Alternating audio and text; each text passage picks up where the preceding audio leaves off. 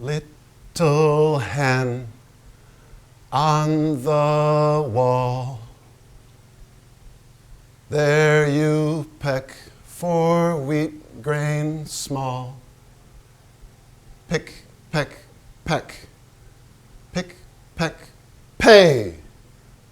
Flash your tail and fly away. Come on, flash your goddamn tail, I said. Flash it, I said. Have a peck at me, come on. That's powerful music for the soul, the rotten soul of people like me. Pick, pick, peck, pick, pick, pay. Come on, harder. Pick, pick, pick away at my heart. I'll tell the hornet to shed its hairy corselet and sting me to death. He'll take it off and sting. Ladies and gentlemen, Jackson Pollock, Jackson the Magnificent, the greatest American painter of the 20th century in flesh and bones and liquid. Ladies and gentlemen, Jack the Dripper is at the door of this bar on the east point of Long Island. Take the second right after Ashawa Hall and the Old Stone Highway. Then you hum a little tune before going in, a nursery rhyme like a requiem, because you've 1, 2, buckle my shoe, 3% alcohol content in your blood. Cadmium red blood. Jackson Pollock drags on his smoke, and now he'll go into the bar that functions as his head. Jackson Pollock's head is a bar, not a head. All I serve in my bar is pure genius, no ice. It rips off your tonsils, plucks out your uvula. Ladies and gentlemen, this evening, Jackson Pollock will bring down the house. The gallerist and his wife, the local cowboys, the stiffs, the fatsos, the assholes. Jackson's the life and soul of the party. This is entertainment. If I had any say, there'd be no more museums. I'd make people buy their paintings and hang them up in the crapper, where people have enough time to waste looking at them. Nobody goes to museums. Nobody. Everyone goes to the crapper.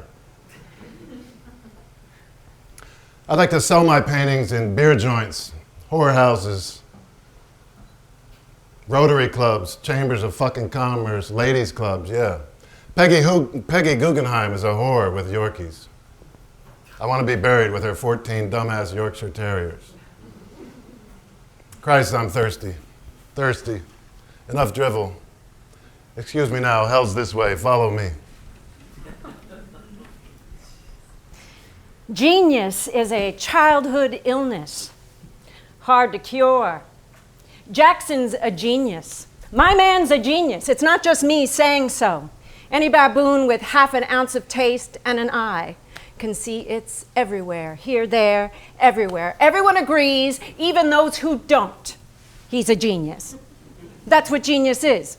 When everyone agrees you're the victim or you're guilty of it. Even your enemies, especially your enemies, if they don't secretly think you're a genius, if they're happy to just vaguely despise you, envy you, without hating you from the depths of their souls, without providing proof of their hatred for you, then you're no genius. You're just a special person who stands out for his talent, but you're no genius. Sorry, pal. You owe your genius to a childhood illness. Incurable, unasked for, shitty. Chickenpox mutating to cancer, cancer leading to another cancer, silently devouring you, one blow at a time. That's what genius is. Pollock. It's on your face like a mark of shame you'd like to hide, but it's got you in its grip. It won't let go, will never let go. Drink all you like, Pollock. You'll never escape it. It's how you're made. It's there. It's on your face, on every one of your paintings. Poor love. My poor love. And because your face lets you see where to put your feet, like the paintings help you stand up straight, you keep your beautiful face for all to see and tuck your crutches under your arm. Then your genius explodes. You don't want to fall flat on your face, my love. Stumble, slip. You'd be ridiculous. Your genius is just waiting for you to fall flat out on the floor of the city. I'm at our home, at our place. Jackson, waiting for you. Oh, screw you. I made you some fried eggs.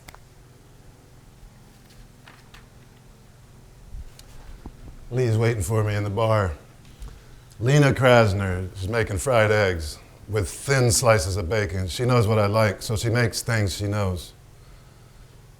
Lee smokes a fag standing in the kitchen of the bar, looking at the eggs she just cooked for me, proud of herself. Lee can't help tapping her smoke like this, like that, on the edge of my plate, sprinkling ash all over it.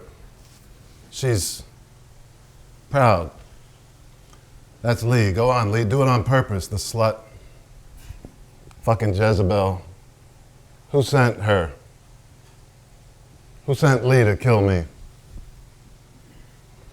You're at the entrance of the bar, Fireplace Road. There are no street lights. In the end, you won't open the door. You go out back. You go around. I wasn't expecting you, Jackson, because I never expect any man. And I'd already given up on my own sex because I've never been weak, because Lenore or Lena sounds too feminine or female, so I chose Lee.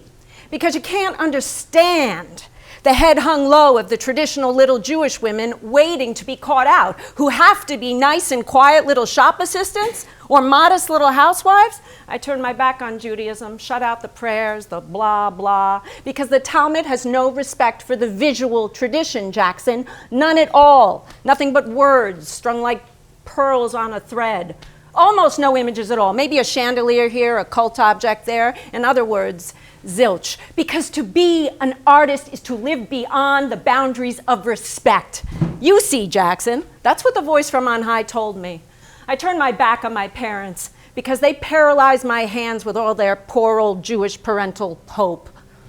At Brooklyn High, I was no good at anything other than decorating porcelain lampshades and hats. But I wanted Manhattan, and I got Manhattan. In 1926, I crossed the bridge, forgot Jerome Street, bought tight skirts, blouses, fishnet stockings, hated not being pretty. Not that I wanted to be breathtakingly beautiful or anything. I learned to talk louder than men who spoke loud. I learned never to let anyone come between my easel and my model because I wanted to paint. I wanted to paint. I'm the sort of woman, Jackson, who knows what she wants. And one day at 750 Fifth Avenue, I got hot in front of Picasso, Braque, and Matisse. And at 38 West 9th Street at Hans Hofmann, I understood it wasn't about pretending anymore. You shouldn't imitate art, shouldn't cave into reality. Perspective's mere trifle. The canvas is flat. The pigment is inert. That's what Hofmann told us. So what do you do with a blank canvas? How can you tell from one brushstroke to the next if it's right or not? Did I put too much salt on your eggs? When is a canvas finished? How is it to be judged? Did I flick too much ash? How can we tell something good from something great? Should a canvas be compared with others? How can we tell something good from something great? I apply the first brushstroke.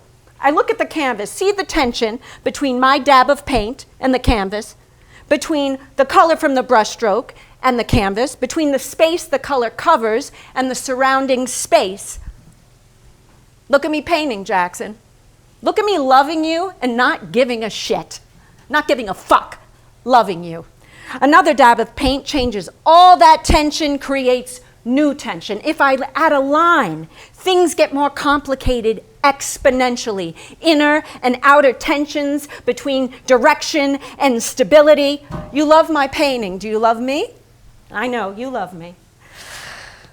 Hoffman always talked about push-pull, the push and the pull, the simultaneity of elements confronting each other, activating the surface, to what end, for what purpose, why? Jackson?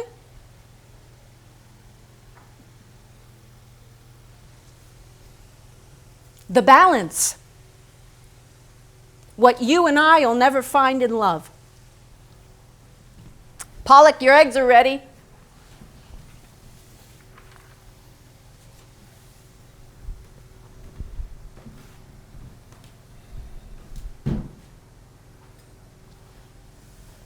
It's all in your fucking head, old man.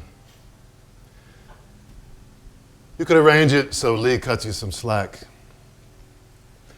In your head, she's a doll, knows her place, gets the job done, and that's it. But in your head, it's fucking torture. She saves you, kills you, she's on you like a goddamn dirty shirt.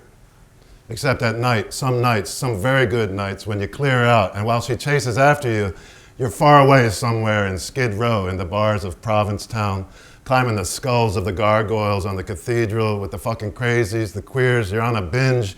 You pick up some really hot chicks. Lee can bawl in your bedsheets. She can rack herself picturing you in the arms of some crack-headed bitch you picked up with a smile saying, "Hey, hon, I'm Pollock. I'm Jackson Pollock, baby." Anyway, you go into the bar through the back door. You tiptoe with your big fucking Pollock head on your Pollock neck, your neck sunk into your Pollock shoulders, your Pollock body slumped underneath. The bar is empty. You're all by yourself. Alone and in rut like a filthy old goat. And alone, you laugh. You laugh, you split your fucking sides laughing. You've come in, but nobody's here. Lee's in the kitchen, like all women. Eve wasn't made from Adam's rib. She came from the gas stove Adam got secondhand from a pal.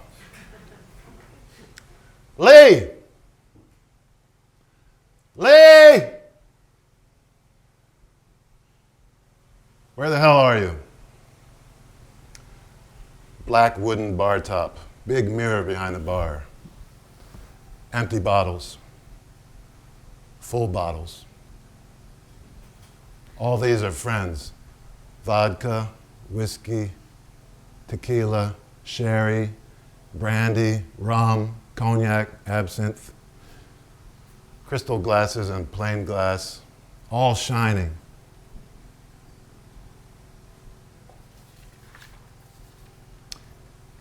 Here I am with my Pollock voice. I hung blue poles above the mirror, the painting I began one evening with Tony Smith when I was completely soused and he'd cut his feet on the broken glass in the studio. What a fucking mess. It took me 6 months to scrape off the shit he'd painted. Green everywhere, like the canvas was painted from the inside of his bladder. Light blue, yellow, and red with bits of aluminum and 8 bars of dark blue. I fixed it in the end. I hung autumn rhythm and lavender mist between the bar tables.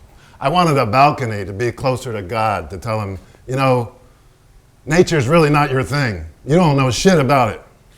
I'm nature, okay? Your landscapes bore me. They're only good for postcards and paint slingers. There's the kitchen, the crapper. The storeroom, the stock, everything abandoned, waiting to be dragged back into use. The dirt, the dust, the rats, and the fly shit, like in every head. There you are with your Pollock voice. You're the barman. You're the kitchen porter, too. The busboy, the asshole cleaning the joint,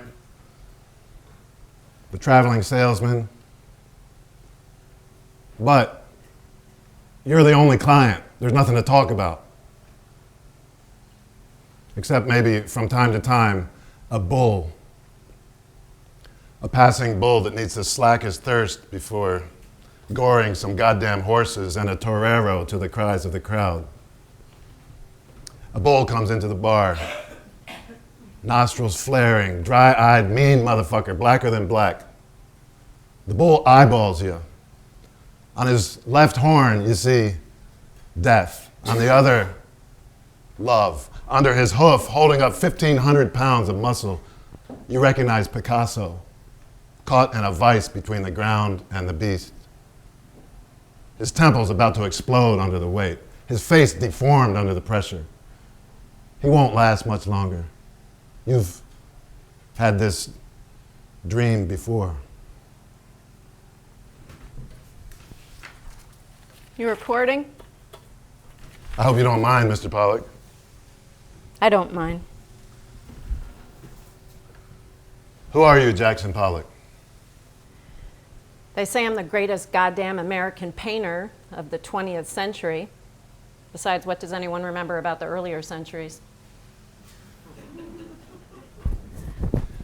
Mr. Pollock, tell us a bit about your work methods, your habits. I'm sure our listeners are eager to get into the painter's lair and get to know some of your secrets. My painting doesn't come from an easel. I hardly ever stretch my canvas before painting it. I hang the canvas without a frame on the wall or lay it on the ground. I need a surface that resists me. I feel better on the ground. I feel closer to it. I'm part of the painting. I walk around it. I step into it from all sides. I'm literally in it, like the Indians out west when they paint with sand. Mr. Pollock, what tools do you usually work with? I don't like painter's tools.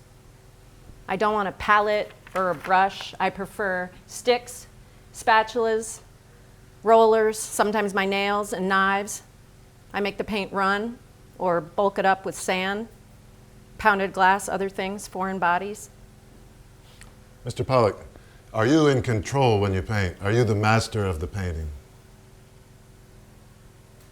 When I'm in the painting, I have no idea what's happening. It's only afterwards, when I've regained consciousness, that I know what I've done.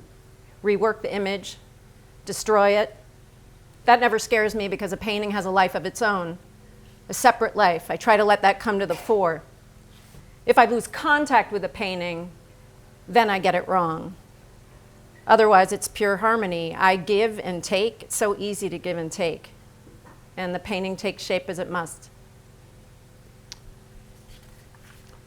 Mr. Pollock, you often say, why look outside for what is stored in the subconscious? It's the subconscious one must paint in one painting after another. My painting is direct. I want to express my feelings, not illustrate them. I control the flow of the paint. I can control it. There's nothing accidental. There's no beginning, no end, there's no subject. I paint from the inside. I'm the whole landscape. I'm inside the painting. It lives its own life. I live mine, but for a moment or two, we share the same room. Mr. Pollock, tell us about your death, if you don't mind. I'll take the Olds convertible. It'll be full of people, women, because I can't stop the women. I'll have drunk enough to burst my liver. I'll keep my foot on the accelerator to get up to some insane speed. The car will spin off the road, crash into the undergrowth. Edith Metzger will die as well. I'm sorry, Edith, you shouldn't have gotten to the car. Ruth Klingman will survive. She'll live to grow old. I'll be buried at Springs on August the 15th, 1956. The coffin will stay shut because I'll be broken to pieces. The undertakers will fill in the grave. And that's it. Jackson Pollock is dead. He was 44 years old. Are you okay with that? I'm okay with it. Jackson Pollock. Lee Krasner. Lee Krasner. Jackson Pollock. Jackson Pollock. Jackson Pollock. You're drunk. Dance with me, gorgeous. Long ago, I danced the boogie woogie with Pete Mondrian at the Cafe Society uptown, but absolutely no recollection whatsoever of a dinner dance at the Artists Union where you say you invited me to dance, Mr. Pollock. I came up to you and purred, dance with me, gorgeous. I don't remember. I stepped on your toes. That's why I forgot it. Then in November 1941, you climbed the 5 floors to my studio on East 8th Street. I knocked. Normally I don't answer. Hello? Yeah? My name is Lee Krasner. I'm a painter. We're in the same exhibition, you and me. John Graham, you know, the one with Picasso, Derain, Ségonzac. I know you know. I ran into Louis Bunce at a gallery opening. He told me you live here. I live close by on 9th. Come in. And then I saw... If you want, Lee, if you want, you can do your little number again, the one about being overwhelmed. Everyone's watching, listening, drinking in your words. Go on, put on your little show. Lee Krasner. I came in and I saw Pollock's paintings. I saw them and I was blown away, bowled over, crushed. I said to myself, dear God, this is it. Yeah. I nearly died. Oh, yeah, right. Lee dying. That's it, for sure. You offered me a drink. I was born in Cody, Wyoming. Brooklyn. I'm 33. An old maid. You know, I didn't know much about you. Cut the crap. Lee Krasner, talk. I always had an eye on you, ever since the first time you stepped on my toes in 1936. I remember, that is. The truth is like a ferret in the gutter. I see through her, you know, all ferrety and ladylike. In the sewers with maggots. Like the maggots, she slips off the hook. The truth is full of maggots. You're full of maggots, doll. Got it? Got it. Good. We're straight. We told each other the essentials. When he opened the door, I didn't see any paintings, just a tiny little cubby hole. It stank like dead rats. It stank like a male in heat. He showed me into the studio, wicker chairs falling apart, hundreds of cans of Martinson coffee, and then his shoulders. He showed me masked image, the magic mirror, bird. Really, it wasn't bad, but him, he had fantastic hands, powerful. Pull my hair, I wanted to say to him. You're the most magnetic biped I've ever met. It took me weeks to decide to see her again. Weeks before visiting her in her studio. Oh, it's you. Yeah. Some coffee. Yeah. I went to get my jacket from the hall and shouted, "Let's go then." I'd never turn the gas on in the kitchen. The cupboards were always bare. Anything you say, gorgeous. When I was at the National Academy of Design, if I liked a guy, I slept with him because I wanted to get to know him better and for him to get to know me better. I never went out without my diaphragm. But with you, it was different. Jackson Pollock took his time. Jackson Pollock thought it over. Said to himself, yeah, well, why not? Okay, come on. Who cares? A beer, a cup of coffee every now and then, some chit-chat, small talk, the paintings he was working on. Deep down, I wondered, when are you gonna fuck me, you bastard? In the end, I told her, you're a good painter for a woman, a good painter.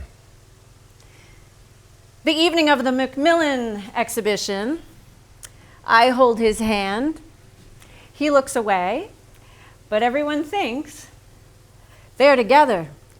Krasner and Pollock, it's a done deal. She looks like a cow, and he's the post she's tied herself to. What a couple. Nobody wants you. Nobody wants you. Perfect. Yeah.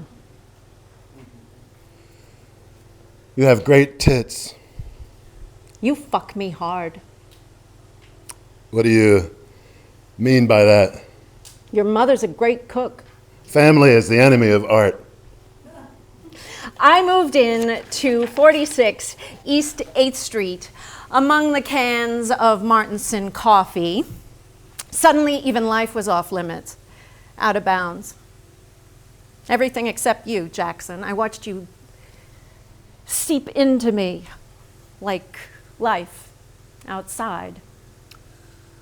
Lee bought groceries, did the cooking, did the washing up.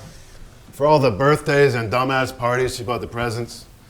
The presents for Sandy and every single one of my dear fucking brothers. My darling mother, my whole goddamn darling family. And me, what can I say, Lee? I go out to buy a train ticket, stopped off on the way, get drunk, and forget everything, even you. Why'd you stop painting, Lee? Dinner's ready. I made cabbage. You love cabbage. For a woman, you're a good painter. Tomorrow, Calder's coming over. Behave yourself. I want you to behave yourself. I want you to be nice to Calder. He makes things, Jackson. What Calder does exists, doesn't it? So Calder knocked, came in, looked at my paintings in the studio, looked at them for a long time, and said, "They're so dense." Dense? Do you mean there's not enough space, they don't breathe? Want to see one that has space in it? Here, you like this one. There's lots of space to breathe in this. It's bullshit, isn't it? Go on, say it's bullshit. Luckily, Calder wasn't the susceptible type. Goodbye, Mr. Calder. Thanks for dropping by. You like cabbage, I like cabbage. so eat it. Don't talk to me like that. Don't push me. I'm thirsty. Pollock, that's enough. I'll decide when it's enough and when it's not. If you say so. I say so. Now tell me I'm beautiful. Stop it. Do you think I'm beautiful? Stop it. Am I beautiful? I've seen worse. You know what? Don't get angry. I'm going to tell you something I've been trying to. Listen to me. Don't get angry. How can I put it? You're not modern, Pollock. Not that it's difficult to be a bit modern. It's just that the problem is, your problem, Jackson, is you're not abstract enough. Shut the fuck up. I'm painting. What did you say? God damn it, Lee. Can't you see I'm working? I see images. Amen. Siqueiros, Orozco, Picasso, Jung, they're all there. Jackson, you should... Let's throw another layer on, shall we? Go on, want to add a layer? Tell me about Matisse, your fucking little taunt about Matisse and Mondrian. Go on, tell me about Cubism. Ladies and gentlemen, Lee Krasner will now add another layer to the virtues of Cubism. I've got a brain, not a fucking ice bucket up here, doll.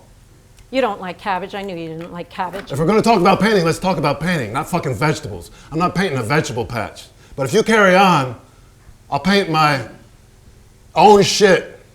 Get your fat ass out of my face. Put the bottle down. No. Put it down. You deaf or what? So Lee Krasner grabs a paintbrush, any old brush from a Martinson coffee can. Jackson Pollock drank his sherry, chugged it, really guzzled it down. Lee Krasner throws a paintbrush at Pollock. Who dodges it? The brush left a big red mark on Jackson's canvas. Okay. You work on this goddamn piece of shit. That was the last time we talked. Aesthetics. Jackson and me. After that, Lee said only one more thing. I like it. I think it's good. Or maybe. I don't like it. I think it's bad. There. Lee Krasner in the trash. A sacrifice. A ritual offering to the divinity characterized by destruction or voluntary abandon of the offering. How many lives do I destroy to live this one? I destroy as many yesterdays as tomorrows. I destroy my chances, one by one, of being my own divinity, because I'm a stupid cunt who lives inside the wound of a man.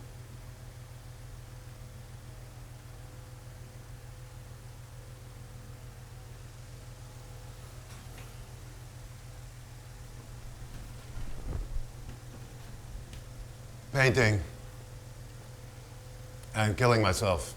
I don't do anything else except painting and killing myself. Colors and massacre. The canvas and the tarantulas. Liquids and liquids. What I paint are confessions. The images come to me, that's all. They come to me. It takes as long as it takes. Days, nights, slowly lifting fogs, but they come. The images keep coming. When they don't, I don't make love. It's as simple as that. I'm a man who doesn't make love. Though he's horny as hell. Horny as hell. So if nothing comes, no image, I have to get even somehow. I have to knock the table over, break a window with my fist, grab a knife, brandish the blade. It talks better than I can, better than those fucking colors. Colors I can't even choose. And we talk to each other in soft words of love. The knife and me, the big blade and the sidekick from out west. Words of love will never soften the blow of failure. The brutal confession of my own failure.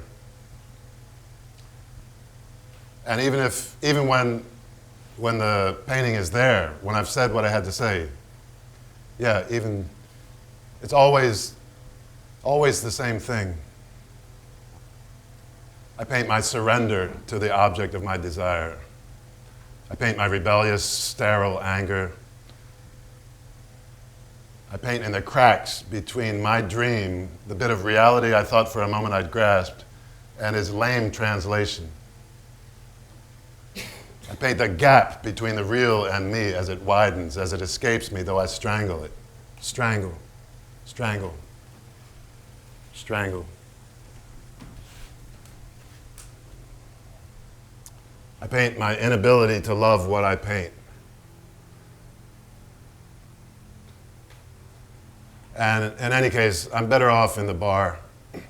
My elbow is on the counter between my beer and my heavy 15-pound heart.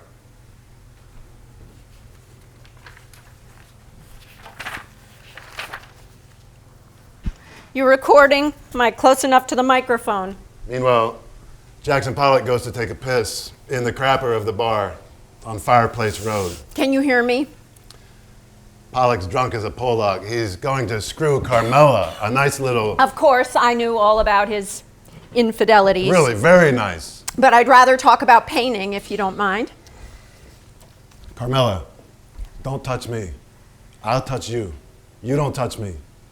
Only I. The fractal analysis of Pollock's work by Taylor, Mikulik, and Jonas shows that his work respects the principle of statistical autosimilarity. I'm a boy from the American Midwest. I was born in Cody. I've got all these brothers, dear fucking brothers. I really don't know what to do with them all. Do you want a brother, Carmela? You got a name like a red-clawed Dago bitch. You probably got a shitload of brothers, too. Right, so my little Dago bitch with your red claws. You bite, too, don't you? Don't bite. Only me. Examining a Pollock painting using a grid of squared ends, we see that the proportion of motifs remains constant, regardless of the number of squares or the size of the painting. Black paint takes up 36% of the surface of a square, of 2 squares, or n squares. And this is true for the other colors, which take up 13% of the canvas. Turn around. The fractal density of D is equivalent to 1.66. In autumn rhythm number 30, D equals 1.67. The fractal dimension is part and parcel of Pollock's technique and is not a consequence of it. It defines in a mathematical fashion the all over. Every brushstroke cancels out the preceding one and its relationship to the surface of the backdrop. You're exactly what I wasn't expecting this evening.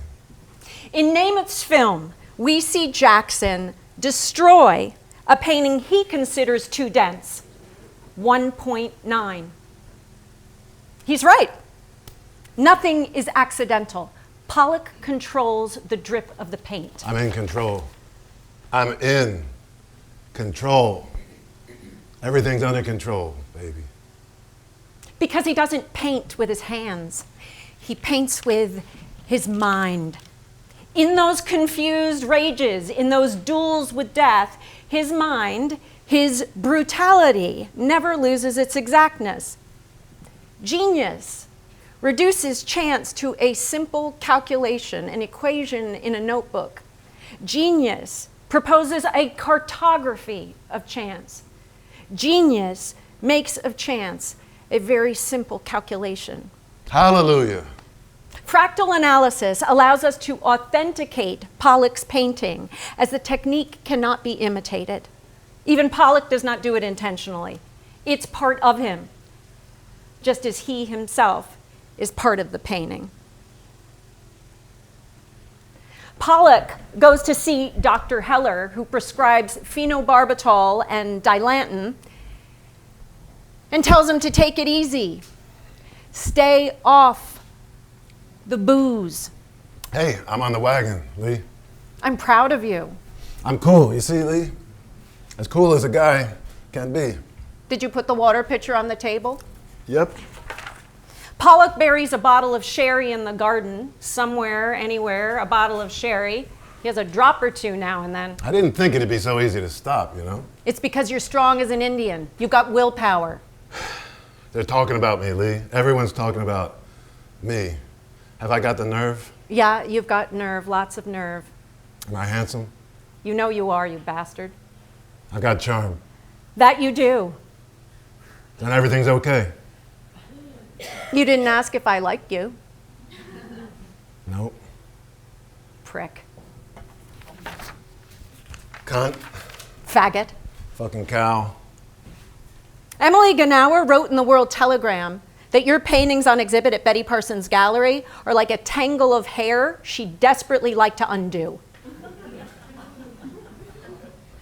And I'd desperately like to undo the crack in her ass. Art critics judge me, and I don't know why they judge me. Who pays them to judge me? How can they judge me? What value will they place on my inner world? What grades will they give my subconscious?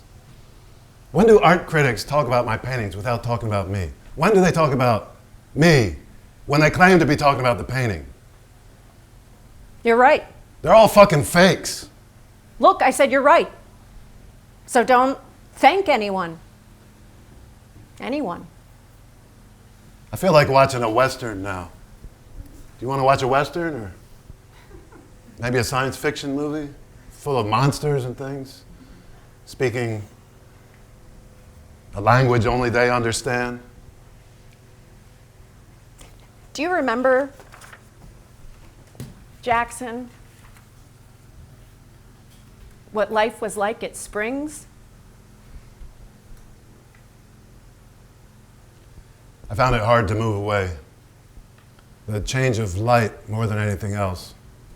The change of space. And there's so much to do, so many things to look at.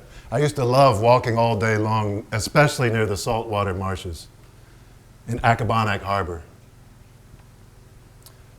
Barefoot. I remember that. Barefoot.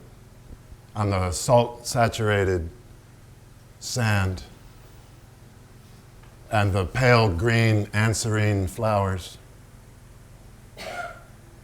The oak forests, cedars everywhere in the valley, red elderberries. Let's have a child, Lee. I don't want a child with you because you're crazy. I'd like to have a child. You won't.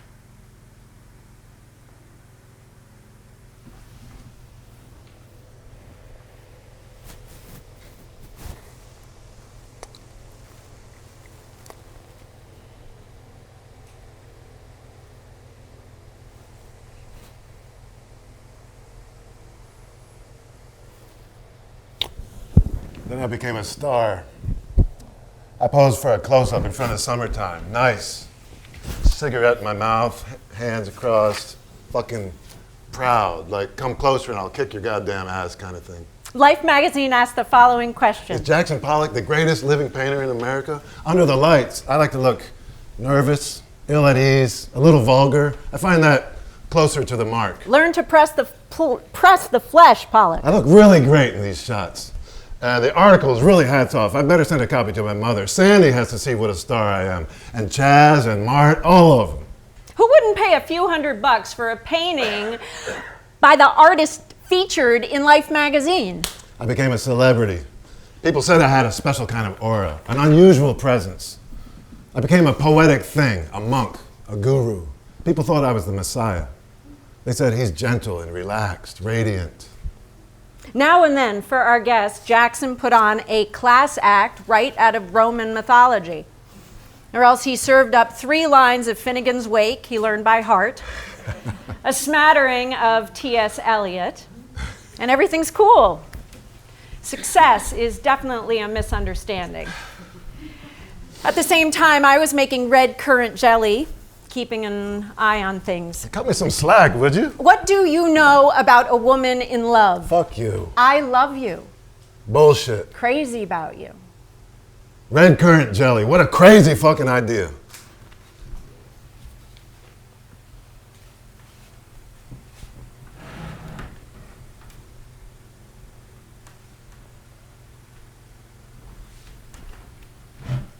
Roger Wilcox is my friend. He's an engineer. Strange sort of guy. He wants to hypnotize me. He uses a method he borrowed from L. Ron Hubbard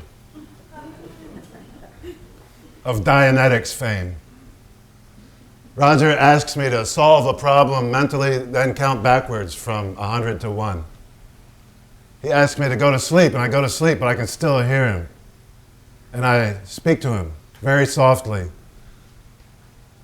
about the school bullies who laughed at my long hair. I don't want to play football. Chicken shit, they called me. Now you're 7 years old. Jackson, what are you doing? I'm out walking, looking around. I like looking around at things for hours on end, but other people think I'm weird. I'm so fucking scared. I don't know why I'm scared, but when I talk in my sleep, when Roger Wilcox hypnotizes me, fear takes hold of me from top to bottom. Now I'm 5 years old. I see my mother in me, my mother Stella and me, in my mother Stella's buckboard wagon. We're on our way to sell vegetables in Arizona on the road. And there's a bull in the field, its nostrils flaring, his eyes greedy and dry and blacker than black. And he charges the wagon. A man on a horse gallops next to him to stop him, but the bull charges at us like a triangle. The horse rears up, the wagon falls over, and Ma and me are thrown to the ground. And I look up, Ma's lying on the ground. The man has got off his horse, and he grabs me with one hand and takes my shirt with the other and slaps me and asks me over and over again, why are you crying? Boys don't cry. Not boys. Boys don't. I wake up. I cry for a long time. Roger Wilcox tries to calm me down, hugs me like a brother. Then we walk along the beach all the way to Montauk Point. We're going to the cliffs at Barnes Landing. Then the rocks. The rocks. The rocks. The rocks. Nobody. The rocks.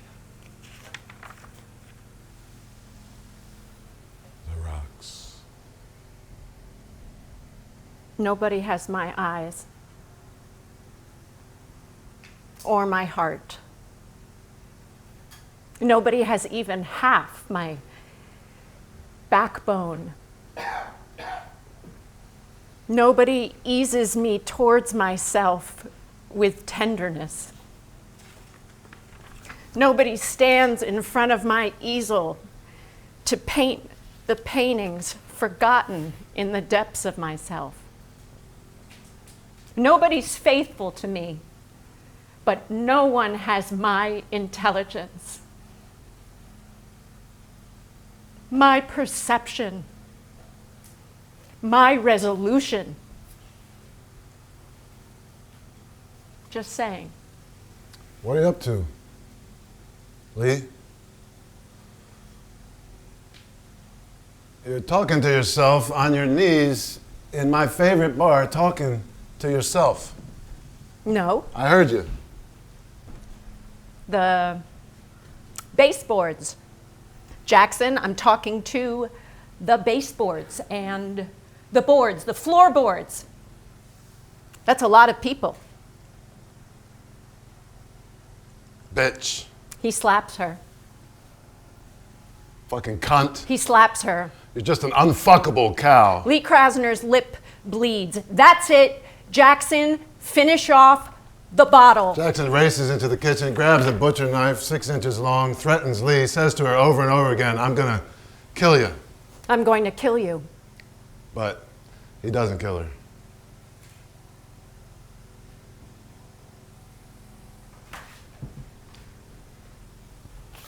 Dear Sandy, Lee and I are in Provincetown for the summer. I cut my hair really short and I look a little like a beat. Jackson, do you mind telling me what the hell you're doing with that fairy, Tennessee Williams? Yeah, you two have some laughs together, a couple of drinks. Sure, I don't want you to see him anymore. I'm a bit on edge because Jackson goes out with friends a lot. Other than that, we watch the Portuguese fishermen at the docks. We take walks on Commercial Street, Jackson and me. Tennessee Williams says the world can be divided into fairies and loonies. So where does that leave women? Jackson, doorbell. Go open up. Jackson's writing to his brother. You go, he says. Jackson, it's Tennessee. Tennessee, yeah? He's got a suitcase. Hey, Tennessee, what are you doing here? Jackson asks him, and I'm asking myself as well. He replies, I need a vacation. Old Queen, A1 freeloader, who eats for 4. Nice of you to come this way, Jackson. Nice of you to come this way, Tennessee, says Jackson. He comes in, asks, where am I sleeping? Makes himself at home. A whole month. A pain in the ass. Morning, noon, and night. Never stops talking about the play he's writing. Glass Menagerie, what the fuck do I know? And on the beach, he gives Pollock a hard time, gives him piggyback rides. Jackson laughs. To be messing around like that. Then at night, they disappear together on Cape Cod with the mist on the roads. There's a group of them. Julian Beck, a guy from Yale, Bill Canastra, Tennessee, and other guys. They get soused. Gallons and gallons they drink. Then they take their cars and prowl the deserted streets, stop when they feel like it, run up and down fire escapes, looking for couples making love. It'd be just hilarious to catch them in the act, right in the middle. That'd be fun, wouldn't it, Jackson? One night they all fuck this little chick in a Catholic cemetery. She breaks a leg while they're fucking her. One of the guys kisses Pollock and fondles him. Pour me a bourbon. Lee, Stuff it. pour me a bourbon. Do you want fried eggs? Bourbon. I can make you some toast. Roast chicken, veal saute. What are you... Jackson, stop that! Pollock, please. Jackson! Pollock!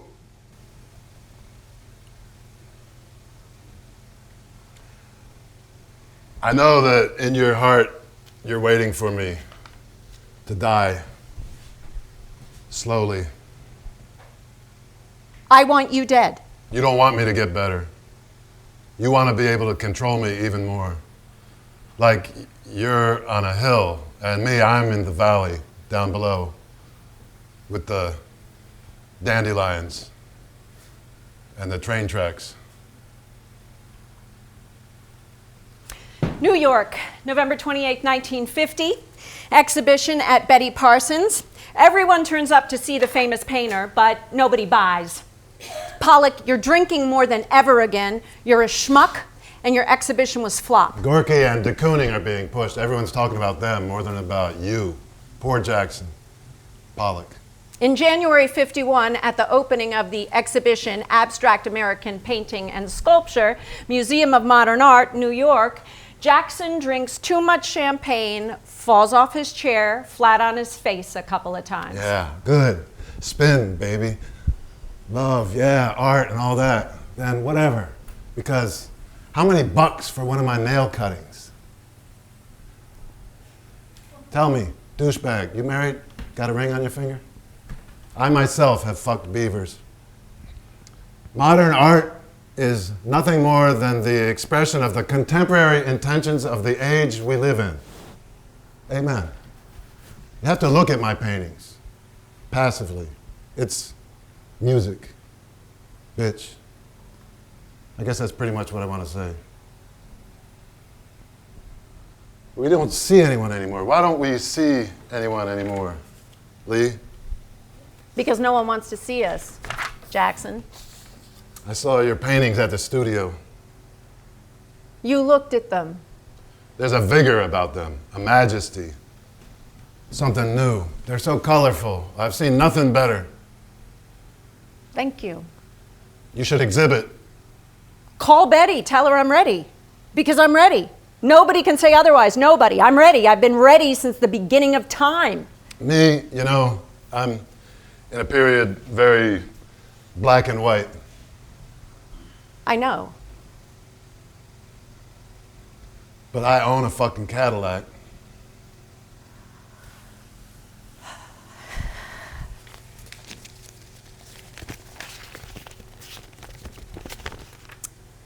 The American Action Painters by Harold Rosenberg, 1952. New painting has broken down all distinctions between art and life. If the artist aspires to continue painting or writing, even as he feels the political trap closing in on him, he must have the utmost faith in the pure possibility. Because he works directly with the materials of his own existence, he is the only non-alienated worker in America. The modern painter starts with nothingness. That's the only thing he copies. He creates the rest. For every American painter, there's a moment when the canvas becomes an arena open to his action, a space in which to reproduce, recreate, analyze, or express an object, real or imagined. What should have happened on the canvas is not a picture, but a happening, an action. Ever since the painter has become an actor, the spectator has to think in terms of a vocabulary of action. Inception, duration, direction, vigilant. Action painting is not mere action, for it to be genuinely avant-garde, it must be an act of personal and political liberation. The test of any of the new paintings is its seriousness. And the test of this seriousness is the degree to which the act on the canvas is an extension of the artist's total effort to make over his experience. Existential anguish is not enough. Sincerity is the key. It's too late. And a neon light crackles on Fireplace Road. Streetlights should grow everywhere, like moonflowers. Light doesn't grow, and it's getting dark. Get me some light here. I want to make a film about you, Jackson Pollock. Yes, of course, Mr. Hans Nemeth. Film me. Then there will be no doubt about my genius. Amaze me. I want a concrete surface, a long canvas, a small footstool, several pots of paint. I'll take care of the dramaturgy. You come into the shot with your trousers and denim jacket. You sit down on the stool, you slip off your moccasins, slip on your old shoes without laces. Those old paint-splattered shoes are great. Turn to the canvas, contemplate it with an air of thoughtfulness, please. That's it. Think mysteriously, and pick up a paintbrush. Cut! There's a cloud, Mr. Pollock. We'll take it again. Let's take it again. Cut! The light isn't. Action! Cut! Shit, Mr. Pollock, I don't have your face. Your face is just as important as what you're painting, Mr. Pollock. I want to see your face. Maybe you could paint on glass for me, a sheet of glass placed on the easel, something like that. I'd like to film you from below. Then I'll get everything. I'll film you from below. Your painting, your face, your movements. Cut! It's too cold. My hands are trembling. Cut! I'm sorry. Nothing I can do about the weather. I'll be back next weekend. Cut! Continue. Action. Cut! I can't find the right position for you. Do your entry again. Cut! Are you doing it on purpose, Mr. Pollock? I didn't say action. I'm the one who says action. Sorry, Hans, but it's so goddamn cold. My hands are numb. Mr. Pollock, we don't have any lighting for the interior. You have to put up with it. I'm frozen. Deal with it. I'm blue, Hans. Deal with it. I'm going. That's it. Wonderful. We're done. Jackson Pollock, please put that down. What'd you say, Hans? Put that down. Where should I be? When do I come in? Should I go now? Do this. Do that. More orders, Hans? You're in my bar. You're in my... Get the hell out. Out! Native Indians think you're stealing their soul when you take a picture of them. Maybe they're onto something. What do you think, Hans? You're just a two-bit photographer, and I'm the greatest American painter. You're a fucking fake, Hans. A fake. I'm not a fake, but you are, Jackson. You're a fucking fake. No, you are. You. No, you. You know I'm not a fake. You know that. But you are. You, Hans Nemeth, a fucking fake photographer. Fake! Fake! Should I go now? Should I go? Now? Jackson, don't do that. Now?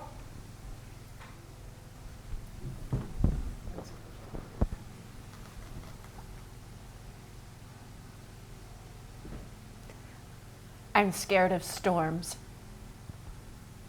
When I hear the rumble of thunder, I move the bed,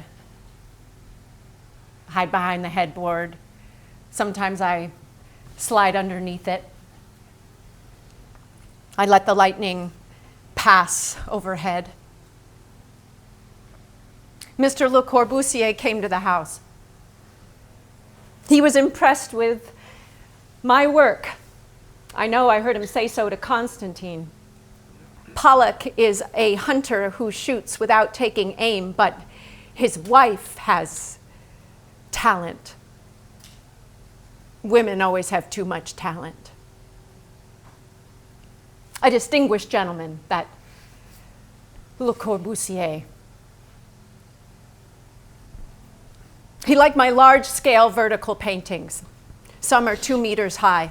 Collages. I take bits of old work, scraps of black paper, canvases that Jackson's abandoned, and I compose.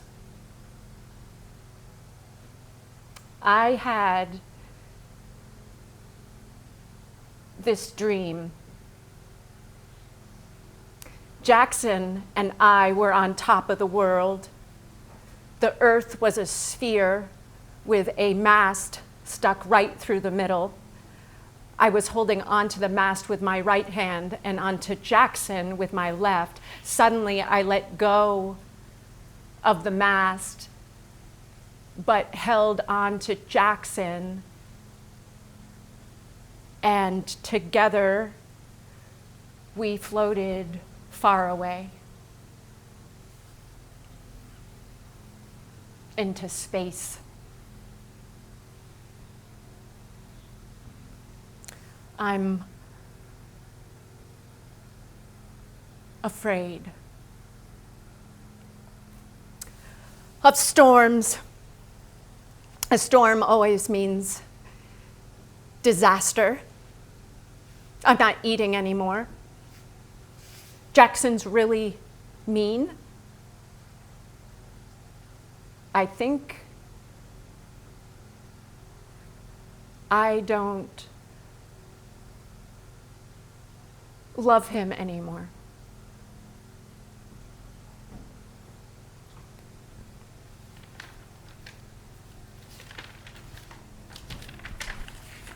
A man's life, anyone's, yours, mine, is his work.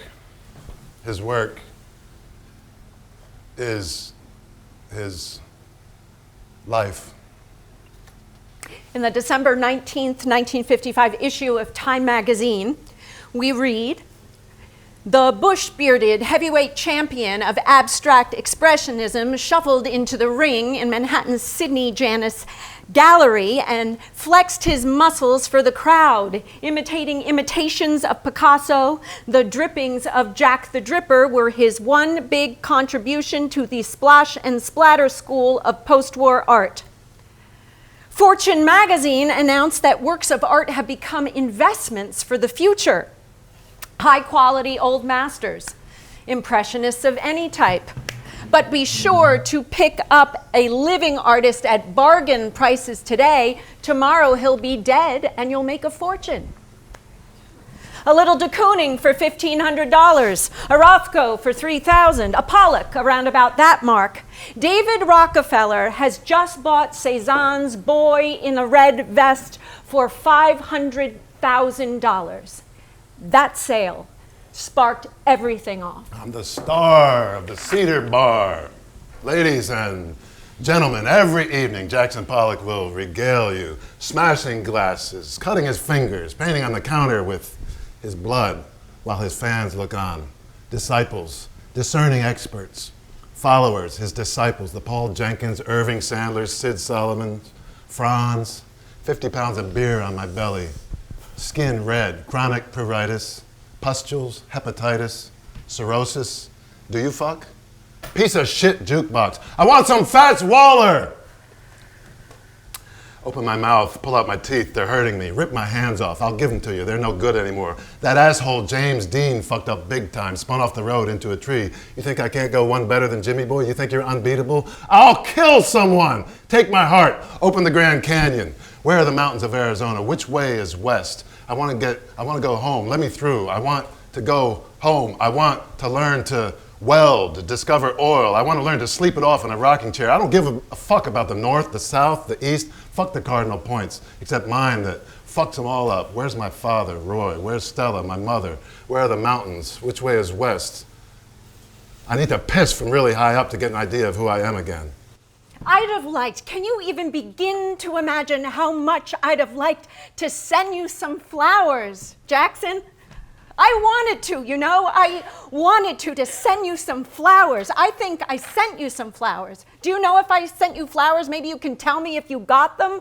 Those roses, I'd have liked to, those red roses. I sent you flowers, I'm sure. I know at some point I sent you some roses with a strong scent, and you loved Where them. are you, Lee? Loved those flowers. My nails are long, my beard is scraggly and stinks. Cut my nails for me, please. Lee, come and cut my nails for me. Trim my beard and don't say anything, please. Jackson.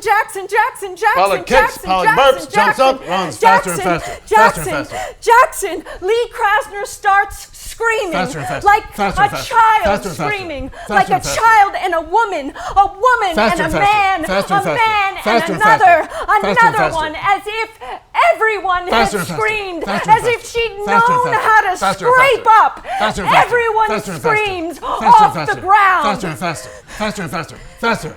Jackson! Faster. Jackson!